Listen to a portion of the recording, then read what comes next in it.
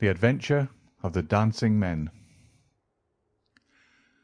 Holmes had been seated for some hours in silence, with his long, thin back curved over a chemical vessel in which he was brewing a particularly malodorous product. His head was sunk upon his breast, and he looked from my point of view like a strange, lank bird with dull grey plumage and a black topknot. "So, Watson," said he suddenly, "you do not propose to invest in South African securities?" I gave a start of astonishment. Accustomed as I was to Holmes's curious faculties, this sudden intrusion into my most intimate thoughts was utterly inexplicable. "How on earth do you know that?" I asked. He wheeled round upon his stool, with a steaming test-tube in his hand and a gleam of amusement in his deep-set eyes. "Now, Watson, confess yourself utterly taken aback," said he. "I am." "I ought to make you sign a paper to that effect." "Why?" "Because in 5 minutes you will say that it is all so absurdly simple." "I am sure that I shall say nothing of the kind." "You see, my dear Watson," he propped his test-tube in the rack and began to lecture with the air of a professor addressing his class, "it is not really difficult to construct a series of inferences, each dependent upon its predecessor, and each simple in itself. If after doing so one simply knocks out all the central inferences and presents one's audience with the starting point and the conclusion, one may produce a startling, though possibly a meretricious effect. Now, it was not really difficult, by an inspection of the groove between your left forefinger and thumb, to feel sure that you did not propose to invest your small capital in the goldfields." "I see no connection." "Very likely not, but I can quickly show you a close connection. Here are the missing links of the very simple chain. 1. You had chalk between your left finger and thumb when you returned from the club last night. 2. You put chalk there when you play billiards to steady the cue. 3. You never play billiards except with Thurston. 4. You told me 4 weeks ago that Thurston had an option on some South African property which would expire in a month, and which he desired you to share with him. 5. Your cheque-book is locked in my drawer, and you have not asked for the key. 6.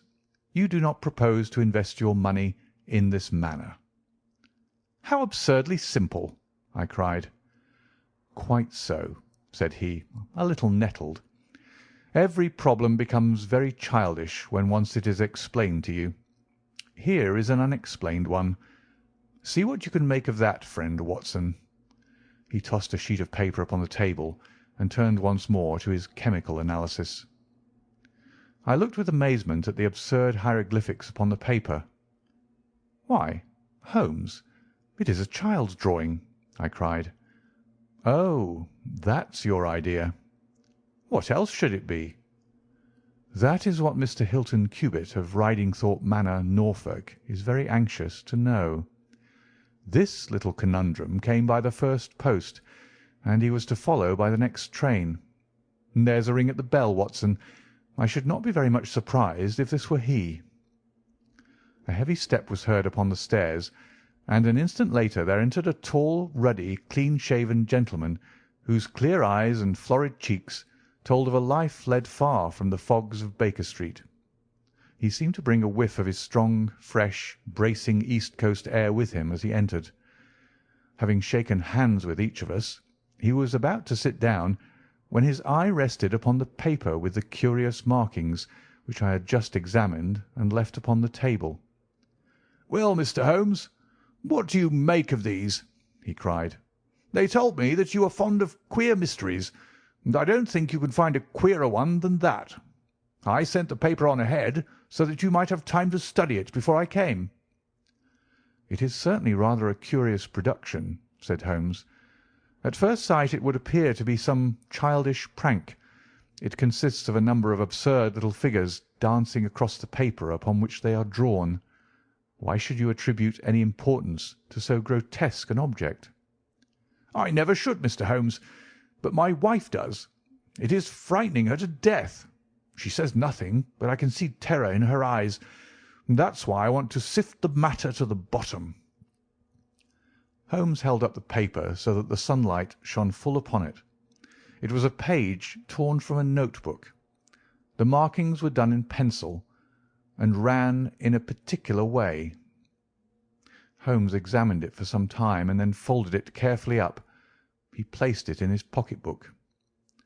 "This promises to be a most interesting and unusual case," said he.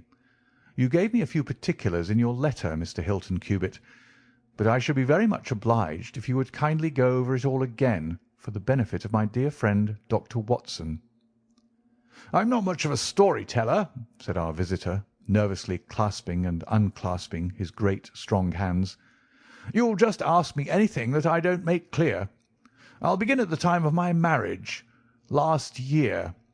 But I want to say first of all that though I'm not a rich man, my people have been at Ridingthorpe for a matter of 5 centuries, and there is no better-known family in the county of Norfolk. Last year I came up to London for the Jubilee, and I stopped at a boarding-house in Russell Square because Parker, the vicar of our parish, was staying in it. There was an American young lady there. Patrick was the name. Elsie Patrick. In some way we became friends, until before my month was up I was as much in love as man could be.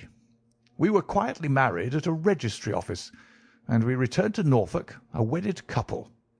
You'll think it very mad, Mr. Holmes, that a man of a good old family should marry a wife in this fashion, knowing nothing of her past or of her people, but if you saw her and knew her, it would help you to understand.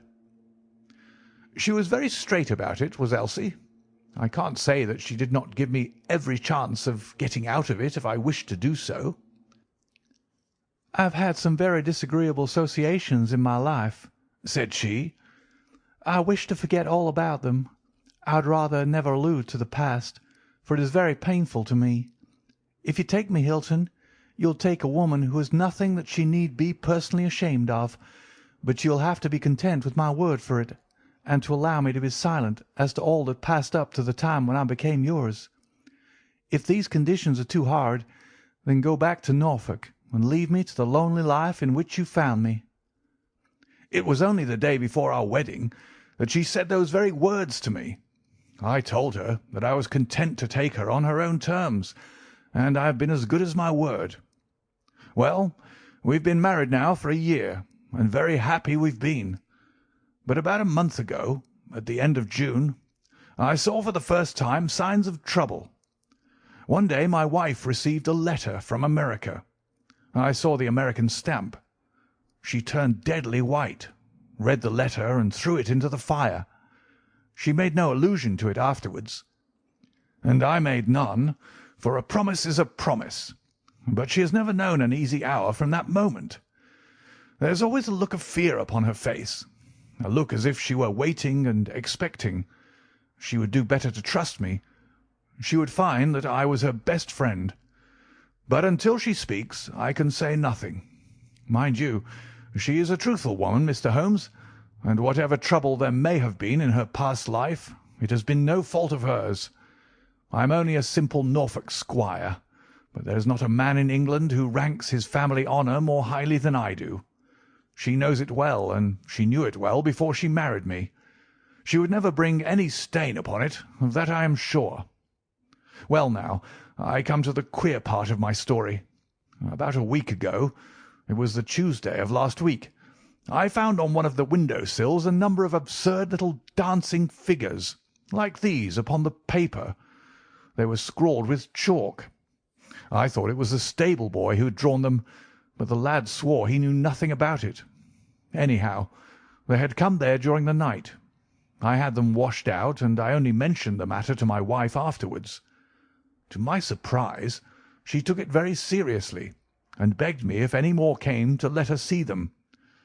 None did come for a week, and then yesterday morning I found this paper lying on the sundial in the garden. I showed it to Elsie, and down she dropped in a dead faint. Since then she'd looked like a woman in a dream, half dazed, and with terror always lurking in her eyes. It was then that I wrote and sent the paper to you, Mr. Holmes. It was not a thing that I could take to the police, for they would have laughed at me. But you will tell me what to do. I am not a rich man, but if there is any danger threatening my little woman, I would spend my last copper to shield her." He was a fine creature, this man of the old English soil, simple, straight, and gentle, with his great, earnest blue eyes and broad, comely face. His love for his wife and his trust in her shone in his features. Holmes had listened to his story with the utmost attention, and now he sat for some time in silent thought. "Don't you think, Mr. Cubitt," said he at last, "that your best plan would be to make a direct appeal to your wife, and to ask her to share her secret with you?" Hilton Cubitt shook his massive head. "A promise is a promise, Mr. Holmes. If Elsie wished to tell me, she would. If not, it is not for me to force her confidence. But I am justified in taking my own line, and I will." "Then I will help you with all my heart. In the first place, have you heard of any strangers being seen in your neighbourhood?" "No." "I presume that it is a very quiet place. Any fresh face would cause comment?" "In the immediate neighbourhood, yes.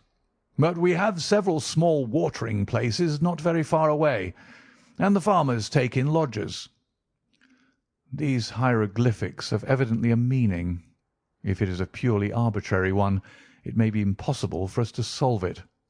If, on the other hand, it is systematic, I have no doubt that we shall get to the bottom of it. But this particular sample is so short that I can do nothing, and the facts which you have brought me are so indefinite that we have no basis for an investigation.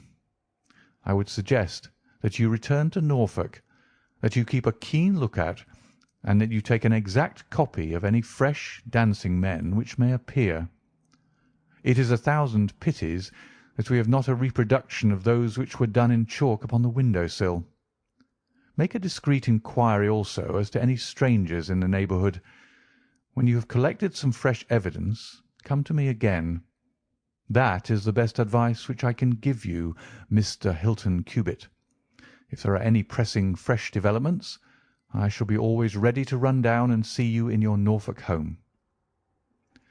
The interview left Sherlock Holmes very thoughtful, and several times in the next few days I saw him take his slip of paper from his note-book and look long and earnestly at the curious figures inscribed upon it. He made no allusion to the affair, however, until one afternoon a fortnight or so later. I was going out when he called me back. "You had better stay here, Watson." "Why?" "Because I had a wire from Hilton Cubitt this morning. You remember Hilton Cubitt, of the Dancing Men? He was to reach Liverpool Street at 1:20. He may be here at any moment. I gather from his wire that there have been some new incidents of importance." We had not long to wait, for our Norfolk squire came straight from the station as fast as a hansom could bring him. He was looking worried and depressed, with tired eyes and a lined forehead. "It's getting on my nerves, this business, Mr. Holmes," said he as he sank like a wearied man into an armchair.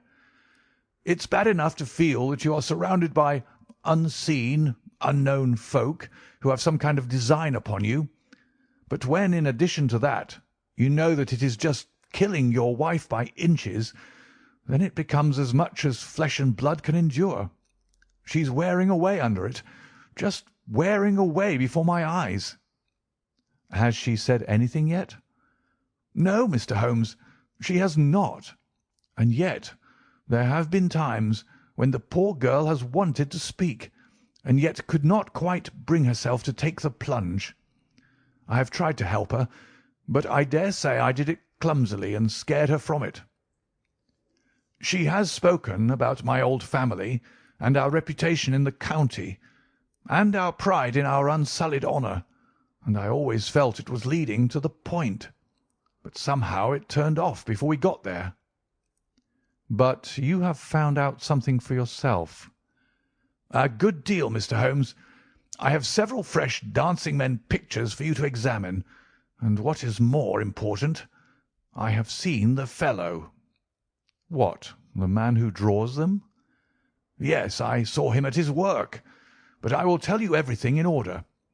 When I got back after my first visit to you, the very first thing I saw next morning was a fresh crop of dancing men. They had been drawn in chalk upon the black wooden door of the tool house, which stands beside the lawn in full view of the front windows. I took an exact copy, and here it is." He unfolded a paper and laid it upon the table. "Here is a copy of the hieroglyphics." "Excellent," said Holmes. "Excellent. Pray continue." "When I had taken the copy, I rubbed out the marks, but 2 mornings later a fresh inscription had appeared. I have a copy of it here." Holmes rubbed his hands and chuckled with delight. "Our material is rapidly accumulating," said he. 3 days later a message was left scrawled upon paper and placed under a pebble on the sundial. Here it is. The characters are, as you see, exactly the same as the last one. After that I determined to lie in wait, so I got out my revolver and I sat up in my study, which overlooks the lawn and garden. About 2 in the morning I was seated by the window, all being dark save for the moonlight outside, when I heard steps behind me, and there was my wife in her dressing gown. She implored me to come to bed. I told her frankly that I wished to see who it was who played such absurd tricks upon us. She answered that it was some senseless practical joke, and that I should not take any notice of it. "If it really annoys you, Hilton, we might go and travel, you and I, and so avoid this nuisance." "What, be driven out of our own house by a practical joker?" said I. "Why, we should have the whole county laughing at us." "Well, come to bed," said she, "and we can discuss it in the morning." Suddenly, as she spoke, I saw her white face grow whiter yet in the moonlight, and her hand tightened upon my shoulder. Something was moving in the shadow of the tool house. I saw a dark, creeping figure which crawled around the corner and squatted in front of the door. Seizing my pistol, I was rushing out when my wife threw her arms around me and held me with convulsive strength. I tried to throw her off, but she clung to me most desperately. At last I got clear, but by the time I had opened the door and reached the house the creature was gone. He had left a trace of his presence, however, for there on the door was the very same arrangement of dancing men which had already twice appeared, and which I had copied on that paper. There was no other sign of the fellow anywhere, though I ran all over the grounds, and yet the amazing thing is that he must have been there all the time, for when I examined the door again in the morning he had scrawled some more of his pictures under the line which I had already seen." "Have you that fresh drawing?" "Yes, it is very short, but I made a copy of it, and here it is." Again he produced a paper. The new dance was in a different form. "Tell me," said Holmes, and I could see by his eyes that he was much excited, "was this a mere addition to the first, or did it appear to be entirely separate?" "It was on a different panel of the door." "Excellent. This is far the most important of all for our purpose. It fills me with hopes. Now, Mr. Hilton Cubitt, please continue your most interesting statement." "I have nothing more to say, Mr. Holmes, except that I was angry with my wife that night for having held me back when I might have caught the skulking rascal. She said that she feared that I might come to harm. For an instant it had crossed my mind that perhaps what she really feared was that he might come to harm, for I could not doubt that she knew who this man was and what he meant by these strange signals. But there is a tone in my wife's voice, Mr. Holmes, and a look in her eyes which forbid doubt, and I am sure that it was indeed my own safety that was in her mind. There's the whole case, and now I want your advice as to what I ought to do. My own inclination is to put half a dozen of my farm lads in the shrubbery, and when this fellow comes again to give him such a hiding that he will leave us in peace for the future." "I fear it is too deep a case for such simple remedies," said Holmes. "How long can you stay in London?" "I must go back to-day. I would not leave my wife alone all night for anything. She is very nervous, and begged me to come back."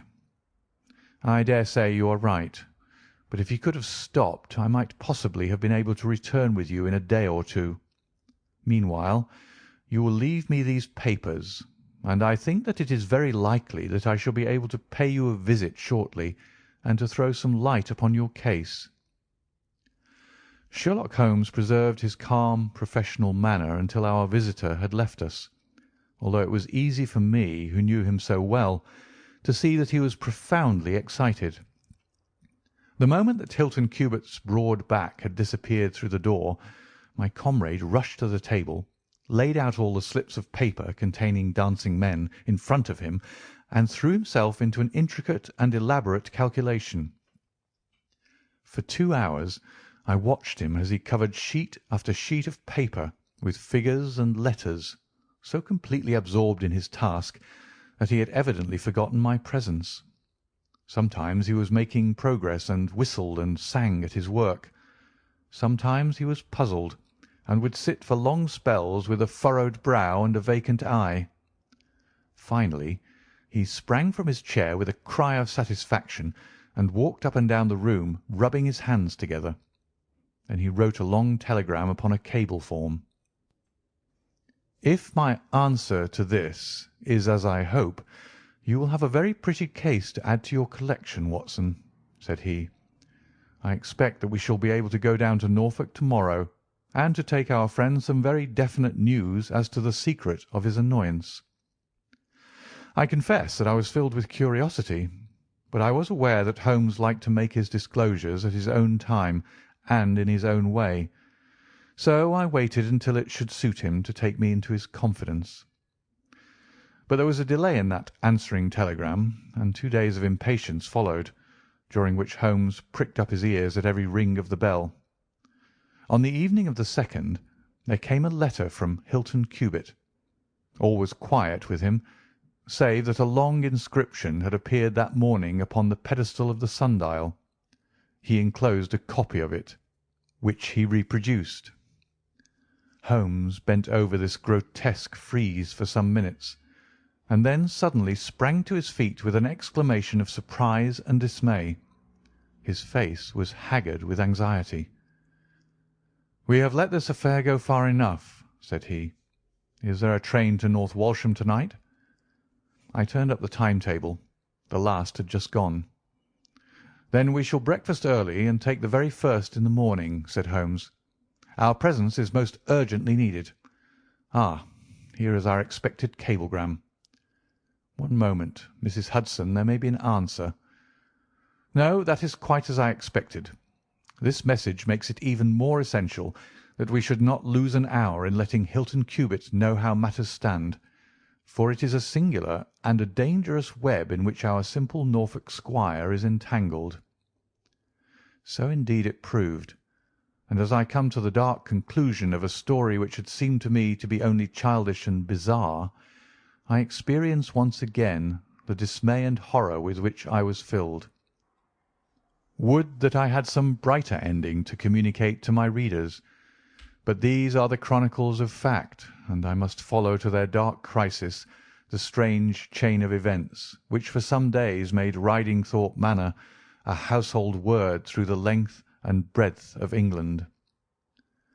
We had hardly alighted at North Walsham and mentioned the name of our destination when the station master hurried towards us. "I suppose that you're the detectives from London," said he. A look of annoyance passed over Holmes's face. "What makes you think such a thing?" "Because Inspector Martin from Norwich has just passed through. But maybe you're the surgeons. She's not dead, or wasn't by last accounts. He may be in time to save her yet, though it be for the gallows."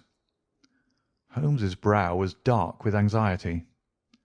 "We are going to Ridingthorpe Manor," said he, "but we have heard nothing of what has passed there." "It's a terrible business," said the station master. "They are shot. both Mr. Hilton Cubitt and his wife. She shot him and then herself, so the servants say. He's dead and her life is despaired of. Dear, dear, one of the oldest families in the county of Norfolk, and one of the most honoured." Without a word Holmes hurried to a carriage, and during the long 7 miles' drive he never opened his mouth. Seldom have I seen him so utterly despondent. He had been uneasy during all our journey from town, and I had observed that he had turned over the morning papers with anxious attention. But now this sudden realization of his worst fears left him in a blank melancholy. He leaned back in his seat, lost in gloomy speculation. Yet there was much around to interest us, for we were passing through as singular a countryside as any in England, where a few scattered cottages represented the population of to-day, while on every hand enormous square-towered churches bristled up from the flat green landscape and told of the glory and prosperity of old East Anglia. At last the violent rim of the German Ocean appeared over the green edge of the Norfolk coast, and the driver pointed with his whip to 2 old brick and timber gables which projected from a grove of trees. "That's Ridingthorpe Manor," said he.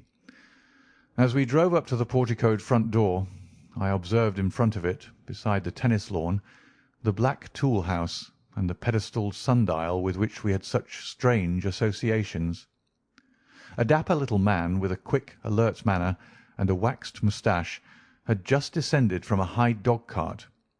He introduced himself as Inspector Martin of the Norfolk Constabulary, and he was considerably astonished when he heard the name of my companion. "Why, Mr. Holmes, the crime was only committed at 3 this morning. How could you hear of it in London and get to the spot as soon as I?" "I anticipated it. I came in the hope of preventing it." "Then you must have important evidence of which we are ignorant, for they were said to be a most united couple." "I have only the evidence of the dancing men," said Holmes. "I will explain the matter to you later. Meanwhile, since it is too late to prevent this tragedy, I am very anxious that I should use the knowledge which I possess in order to ensure that justice be done. Will you associate me in your investigation, or will you prefer that I should act independently?" "I should be proud to feel that we were acting together, Mr. Holmes," said the inspector earnestly. "In that case I should be glad to hear the evidence and to examine the premises without an instant of unnecessary delay." Inspector Martin had the good sense to allow my friend to do things in his own fashion, and contented himself with carefully noting the results. The local surgeon, an old white-haired man, had just come down from Mrs. Hilton Cubitt's room, and he reported that her injuries were serious but not necessarily fatal. The bullet had passed through the front of her brain, and it would probably be some time before she could regain consciousness. On the question of whether she had been shot or had shot herself, he would not venture to express any decided opinion. Certainly the bullet had been discharged at very close quarters. There was only the one pistol found in the room, 2 barrels of which had been emptied. Mr. Hilton Cubitt had been shot through the heart. It was equally conceivable that he had shot her and then himself, or that she had been the criminal, for the revolver lay upon the floor midway between them. "Has he been moved?" asked Holmes. "We have moved nothing except the lady. We could not leave her lying wounded upon the floor." "How long have you been here, Doctor?" "Since 4 o'clock." "Anyone else?"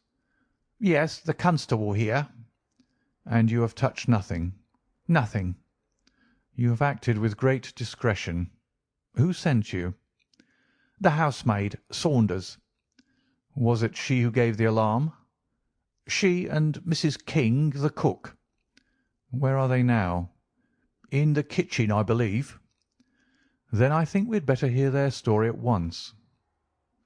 The old hall, oak-panelled and high-windowed, had been turned into a court of investigation. Holmes sat in a great old-fashioned chair, his inexorable eyes gleaming out of his haggard face. I could read in them a set purpose to devote his life to this quest, until the client whom he had failed to save should at last be avenged.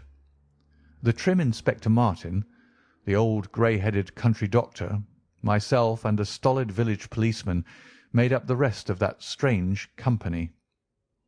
The two women told their story clearly enough. They had been aroused from their sleep by the sound of an explosion, which had been followed a minute later by a second one. They slept in adjoining rooms, and Mrs. King had rushed into Saunders. Together they had descended the stairs. The door of the study was open, and a candle was burning upon the table. Their master lay upon his face in the centre of the room. He was quite dead. Near the window his wife was crouching, her head leaning against the wall. She was horribly wounded, and the side of her face was red with blood. She breathed heavily, but was incapable of saying anything. The passage, as well as the room, was full of smoke and the smell of powder. The window was certainly shut and fastened upon the inside. Both women were positive upon the point. They had at once sent for the doctor and for the constable. Then, with the aid of the groom and the stable boy, they had conveyed their injured mistress to her room. Both she and her husband had occupied the bed. She was clad in her dress, he in his dressing gown over his night clothes. Nothing had been moved in the study. So far as they knew, there had never been any quarrel between husband and wife. They had always looked upon them as a very united couple. These were the main points of the servants' evidence. In answer to Inspector Martin, they were clear that every door was fastened upon the inside, and that no one could have escaped from the house.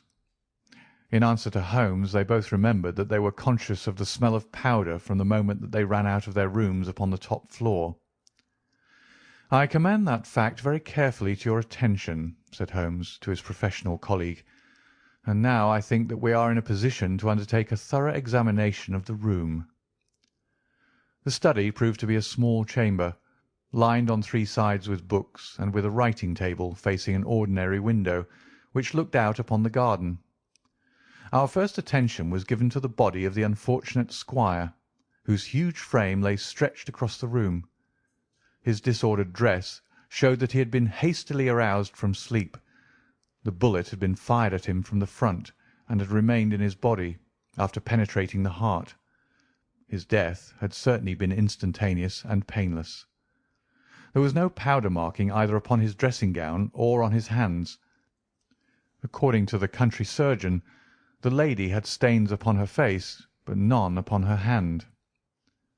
The absence of the latter means nothing, though its presence may mean everything, said Holmes. Unless the powder from a badly fitting cartridge happens to spurt backward, one may fire many shots without leaving a sign. I would suggest that Mr. Cubitt's body may now be removed. I suppose, Doctor, you have not recovered the bullet which wounded the lady. A serious operation will be necessary before that can be done, but there are still 4 cartridges in the revolver. 2 have been fired and 2 wounds inflicted, so that each bullet can be accounted for. So it would seem, said Holmes. Perhaps you can account also for the bullet which has so obviously struck the edge of the window. He had turned suddenly, and his long thin finger was pointing to a hole which had been drilled right through the lower window sash, about an inch above the bottom. "By George!" cried the inspector. "However did you see that?" "Because I looked for it." "Wonderful!" said the country doctor. "You are certainly right, sir. Then a third shot has been fired, and therefore a third person must have been present. But who could that have been, and how could he have got away?" "That is the problem which we are now about to solve," said Sherlock Holmes. "You remember, Inspector Martin, when the servants said that on leaving their room they were at once conscious of a smell of powder. I remarked that the point was an extremely important one." "Yes, sir, but I confess I did not quite follow you." "It suggested that at the time of the firing the window as well as the door of the room had been open. Otherwise the fumes of powder could not have been blown so rapidly through the house. A draught in the room was necessary for that. Both door and window were only open for a very short time, however. "How could you prove that?" "Because the candle was not guttered." "Capital!" cried the inspector. "Capital!" Feeling sure that the window had been open at the time of the tragedy, I conceived that there might have been a third person in the affair, who stood outside this opening and fired through it. Any shot directed at this person might hit the sash. I looked, and there, sure enough, was the bullet mark. "But how came the window to be shut and fastened?" The woman's first instinct would be to shut and fasten the window. But, hullo, what is this? It was a lady's handbag which stood upon the study table, a trim little handbag of crocodile skin and silver. Holmes opened it and turned the contents out. There were £25 notes of the Bank of England, held together by an india-rubber band, nothing else. "This must be preserved, for it will figure in the trial," said Holmes as he handed the bag with its contents to the inspector. "It is now necessary that we should try to throw some light upon this third bullet, which has clearly, from the splintering of the wood, been fired from inside the room. I should like to see Mrs. King, the cook, again. You said, Mrs. King, that you were awakened by a loud explosion. When you said that, did you mean that it seemed to you to be louder than the second one?" "Well, sir, it wakened me from my sleep, so it is hard to judge, but it did seem very loud." "You don't think that it might have been two shots fired almost at the same instant?" "I'm sure I couldn't say, sir." "I believe that it was undoubtedly so. I rather think, Inspector Martin, that we have now exhausted all that this room can teach us. If you will kindly step round with me, we shall see what fresh evidence the garden has to offer." A flower bed extended up to the study window, and we all broke into an exclamation as we approached it. The flowers were trampled down, and the soft soil was imprinted all over with footmarks. Large, masculine feet they were, with peculiarly long, sharp toes. Holmes hunted about among the grass and leaves like a retriever after a wounded bird. Then, with a cry of satisfaction, he bent forward and picked up a little brazen cylinder. "I thought so," said he. "The revolver had an ejector, and here is the third cartridge. I really think, Inspector Martin, that our case is almost complete." The country inspector's face had shown his intense amazement at the rapid and masterful progress of Holmes's investigation. At first he had shown some disposition to assert his own position, but now he was overcome with admiration and ready to follow without question wherever Holmes led. "Whom do you suspect?" he asked. "I'll go into that later. There are several points in this problem which I have not been able to explain to you yet. Now that I have got so far, I had best proceed on my own lines, and then clear the whole matter up once and for all." "Just as you wish, Mr. Holmes, so long as we get our man." "I have no desire to make mysteries, but it is impossible at the moment of action to enter into long and complex explanations. I have the threads of this affair all in my hand.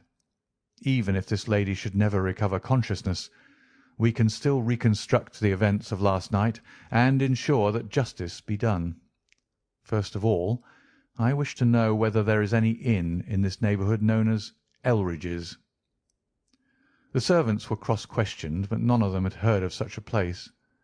The stable-boy threw a light upon the matter by remembering that a farmer of that name lived some miles off in the direction of East Ruston. "Is it a lonely farm?" "Very lonely, sir."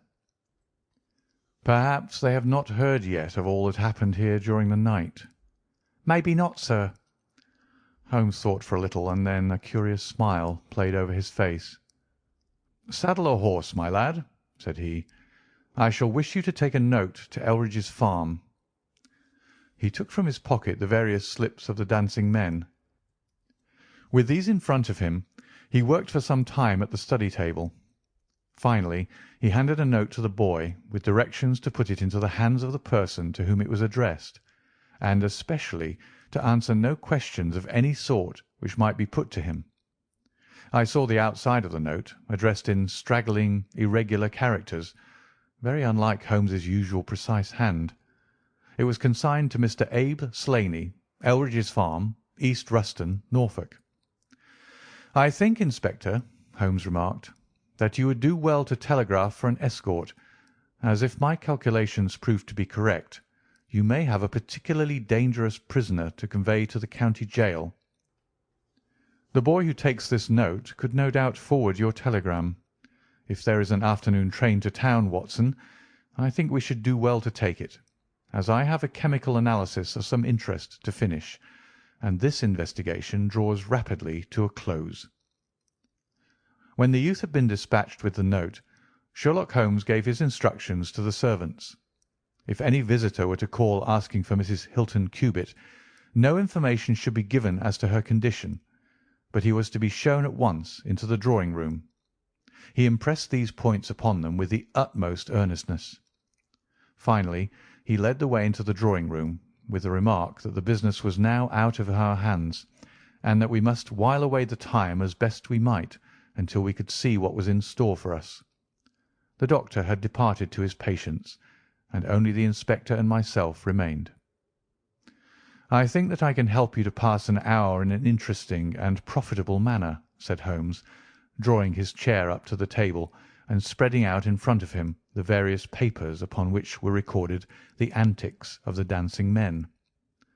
"As to you, friend Watson, I owe you every atonement for having allowed your natural curiosity to remain so long unsatisfied. To you, Inspector, the whole incident may appeal as a remarkable professional study. I must tell you, first of all, the interesting circumstances connected with the previous consultations which Mr. Hilton Cubitt had with me in Baker Street." He then shortly recapitulated the facts which have already been recorded. "I have here in front of me these singular productions at which one might smile, had they not proved themselves to be the forerunners of so terrible a tragedy.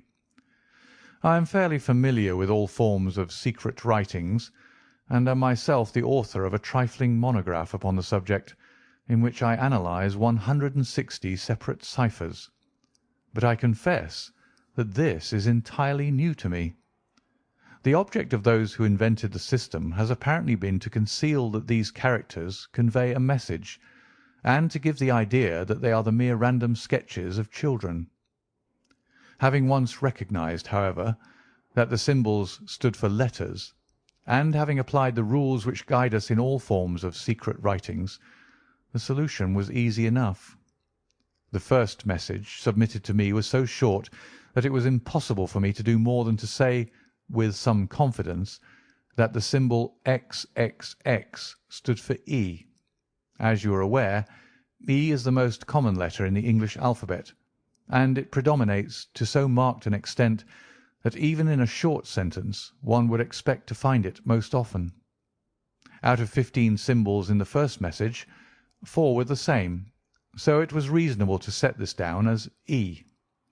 It is true that in some cases the figure was bearing a flag, and in some cases not, but it was probable from the way in which the flags were distributed that they were used to break the sentence up into words. I accepted this as a hypothesis, and noted that E was represented by XXX. But now came the real difficulty of the inquiry. The order of the English letters after E is by no means well marked, and any preponderance which may be shown in an average of a printed sheet may be reversed in a single short sentence. Speaking roughly, T, A, O, I, N, S, H, R, D, and L are the numerical order in which letters occur, but T, A, O, and I are very nearly abreast of each other, and it would be an endless task to try each combination until a meaning was arrived at. I therefore waited for fresh material. In my second interview with Mr. Hilton Cubitt, he was able to give me 2 other short sentences and 1 message, which appeared, since there was no flag, to be a single word. Here are the symbols. Now, In the single word I have already got the two E's coming second and fourth in a word of 5 letters. It might be sever, or lever, or never. There can be no question that the latter as a reply to an appeal is far the most probable, and the circumstances pointed to its being a reply written by the lady.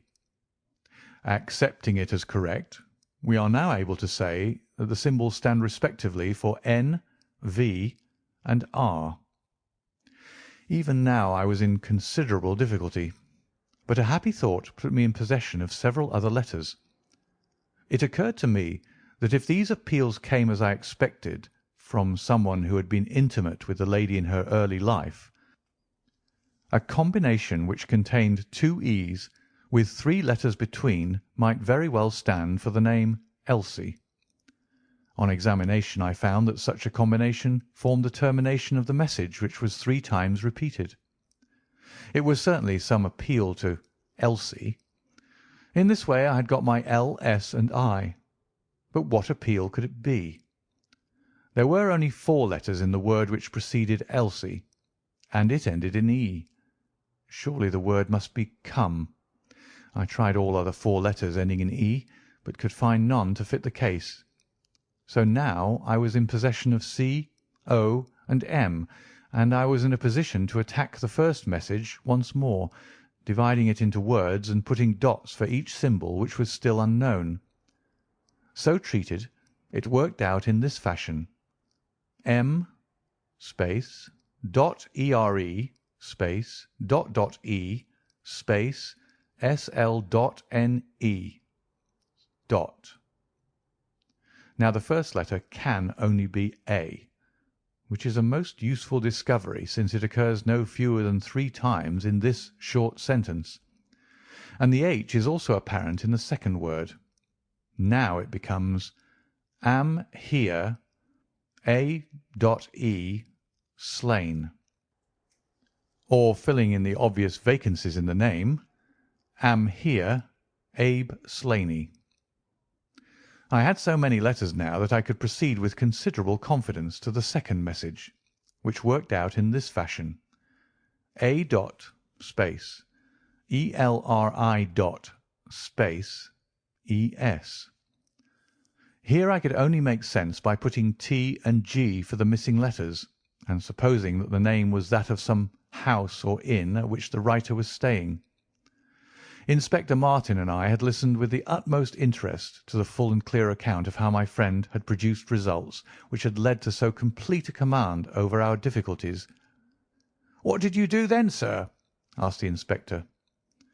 I had every reason to suppose that this Abe Slaney was an American, since Abe is an American contraction, and since a letter from America had been the starting point of all the trouble. I had also every cause to think that there was some criminal secret in the matter. The lady's allusions to her past, and her refusal to take her husband into her confidence, both pointed in that direction. I therefore cabled to my friend Wilson Hargreave of the New York Police Bureau, who has more than once made use of my knowledge of London crime. I asked him whether the name of Abe Slaney was known to him. Here is his reply: "The most dangerous crook in Chicago." On the very evening upon which I had his answer, Hilton Cubitt sent me the last message from Slaney. Working with known letters, it took this form: Elsie .re.are space to meet thy go. The addition of a P and a D completed a message which showed me that the rascal was proceeding from persuasion to threats, and my knowledge of the crooks of Chicago prepared me to find that he might very rapidly put his words into action. I at once came to Norfolk with my friend and colleague, Dr. Watson, but unhappily only in time to find that the worst had already occurred. "It is a privilege to be associated with you in the handling of a case," said the inspector warmly. "You will excuse me, however, if I speak frankly to you. You are only answerable to yourself, but I have to answer to my superiors. If this Abe Slaney, living at Elridge's, is indeed the murderer, and if he has made his escape while I am seated here, I should certainly get into serious trouble." "You need not be uneasy. He will not try to escape." "How do you know?" "To fly would be a confession of guilt." "Then let us go arrest him." "I expect him here every instant." "But why should he come?" "Because I have written and asked him."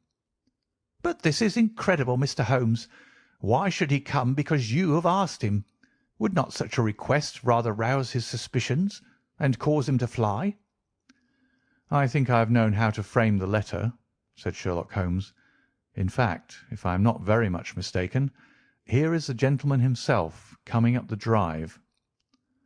A man was striding up the path which led to the door. He was a tall, handsome, swarthy fellow, clad in a suit of grey flannel with a Panama hat, a bristling black beard, and a great, aggressive hooked nose, and flourishing a cane as he walked. He swaggered up a path as if the place belonged to him, and we heard his loud, confident peal at the bell.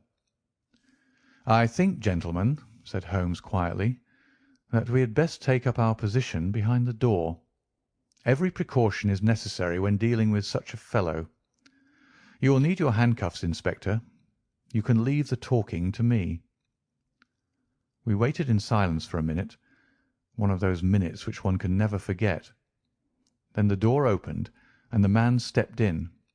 In an instant Holmes clapped a pistol to his head, and Martin slipped the handcuffs over his wrists.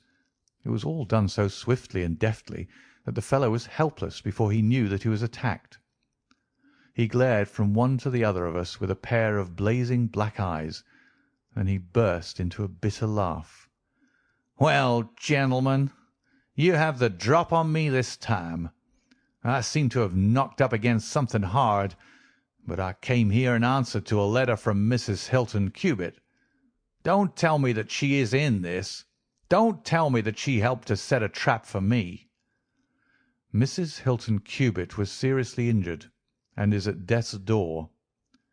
The man gave a hoarse cry of grief which rang through the house. "You're crazy!" he cried fiercely. "It was he that was hurt, not she. Who would have hurt little Elsie? I may have threatened her, God forgive me, but I would not have touched a hair of her pretty head. Take it back, you. Say that she is not hurt."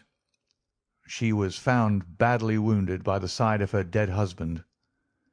He sank with a deep groan on the settee, and buried his face in his manacled hands. For 5 minutes he was silent. Then he raised his face once more, and spoke with the cold composure of despair. "I have nothing to hide from you, gentlemen," said he. "If I shot the man, he had a shot at me, and there's no murder in that. But if you think I could have hurt that woman, then you don't know either me or her. I tell you, there was never a man in this world loved a woman more than I loved her.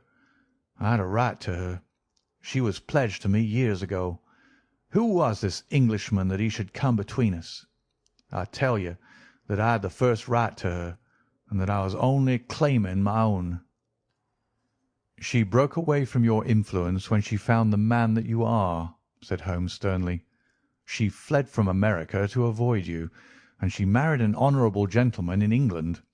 You dogged her and followed her, and made her life a misery to her, in order to induce her to abandon the husband whom she loved and respected in order to fly with you, whom she feared and hated. You have ended by bringing about the death of a noble man and driving his wife to suicide. That is your record in this business, Mr. Abe Slaney, and you will answer for it to the law." "If Elsie dies, I care nothing what becomes of me," said the American. He opened one of his hands and looked at a note crumpled up in his palm. "See here, mister," he cried with a gleam of suspicion in his eyes. "You're not trying to scare me over this, are you? If the lady is hurt as bad as you say, who was it that wrote this note?" He tossed it forward onto the table. "I wrote it, to bring you here." "You wrote it? There was no one on earth outside the joint who knew the secret of the dancing men. How came you to write it?" "What one man can invent, Another can discover," said Holmes. "There is a cab coming to convey you to Norwich, Mr. Slaney, but meanwhile you have time to make some small reparation for the injury you have wrought. Are you aware that Mrs. Hilton Cubitt has herself lain under grave suspicion of the murder of her husband, and that it was only my presence here, and the knowledge which I happen to possess, which has saved her from the accusation? The least that you owe her is to make it clear to the whole world that she was in no way, directly or indirectly, responsible for his tragic end." "I ask nothing better," said the American. "I guess the very best case I can make for myself is the absolute naked truth." "It is my duty to warn you that it will be used against you," cried the inspector, with the magnificent fair play of the British criminal law. Slaney shrugged his shoulders. "I'll chance that," said he. "First of all, I want you gentlemen to understand that I have known this lady since she was a child. There were 7 of us in a gang in Chicago, and Elsie's father was the boss of the joint. He was a clever man, was old Patrick. It was he who had invented that writing, which would pass as a child's scrawl unless she just happened to have the key to it. Well, Elsie learned some of our ways, but she couldn't stand the business, and she had a bit of honest money of her own, so she gave us all the slip and got away to London. She'd been engaged to me, and she would have married me, I believe, if I had taken over another profession. But she would have nothing to do with anything on the cross. It was only after her marriage to this Englishman that I was able to find out where she was. I wrote to her, but got no answer. After that I came over, and as letters were no use, I put my messages where she could read them. Well, I've been here a month now. I lived in that farm where I had a room down below, could get in and out every night and no one the wiser. I tried all I could to coax Elsie away. I knew that she read the messages. For once she wrote an answer under one of them. Then my temper got the better of me, and I began to threaten her. She sent me a letter then, imploring me to go away and saying that it could break her heart if any scandal should come upon her husband. She said that she would come down when her husband was asleep at 3 in the morning and speak with me through the end window if I would go away afterwards and leave her in peace. She came down and brought money with her, trying to bribe me to go. This made me mad, and I caught her arm and tried to pull her through the window. At that moment in rushed the husband with his revolver in his hand. Elsie had sunk down upon the floor, and we were face to face. I was healed also, and I held up my gun to scare him off and let me get away. He fired and missed me. I pulled off almost at the same instant, and down he dropped. I made away across the garden, and as I went I heard the window shut behind me. That's God's truth, gentlemen, every word of it. And I heard no more about it until that lad came riding up with a note which made me walk in here like a jay and give myself into your hands." A cab had drawn up whilst the American had been talking. 2 uniformed policemen sat inside. Inspector Martin rose and touched his prisoner on the shoulder. "It's time for us to go." "Can I see her first?" "No, she is not conscious. Mr. Sherlock Holmes, I only hope that if ever again I have an important case, I shall have the good fortune to have you by my side." We stood at the window and watched the cab drive away. As I turned back, my eye caught the pellet of paper which the prisoner had tossed upon the table. It was the note with which Holmes had decoyed him. "See if you can read it, Watson," said he with a smile. It contained no word, but a little line of dancing men. "If you use the code which I have explained," said Holmes, "you will find that it simply means, 'Come here at once.'" I was convinced that it was an invitation which he would not refuse, since he could never imagine that it could come from anyone but the lady. And so, my dear Watson, we have ended by turning the dancing men to good when they have so often been the agents of evil, and I think that I have fulfilled my promise of giving you something unusual for your notebook. 3:40 is our train, and I fancy we shall be back in Baker Street for dinner. Only one word of epilogue. The American, Abe Slaney, was condemned to death at the winter assizes at Norwich, but his penalty was changed to penal servitude in consideration of mitigating circumstances and the certainty that Hilton Cubitt had fired the first shot. Of Mrs. Hilton Cubitt I only know that I have heard she recovered entirely, and that she still remains a widow, devoting her whole life to the care of the poor and to the administration of her husband's estate. End of The Adventure of the Dancing Men.